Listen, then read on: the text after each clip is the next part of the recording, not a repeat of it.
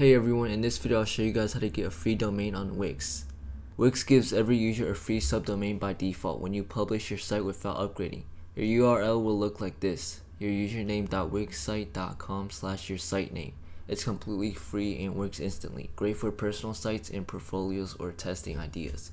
To get it, log into your Wix dashboard and click on Site Actions, then hit Publish. Wix will automatically assign a free subdomain. You can customize the site name portion and to make branded and easy to remember. Here's a bonus tip. If you want a custom domain like yourname.com, Wix gives you a 1 year free when you upgrade to any premium plan. So technically, it's not 100% free forever, but it's a free with a plan and a great deal if you're serious about your site. And that's how you get a free domain on Wix. Either stick with the free Wix subdomain or upgrade and claim your free custom domain for the first year. If this video helped you out, make sure to leave this video a thumbs up and subscribe, and like and comment for more videos.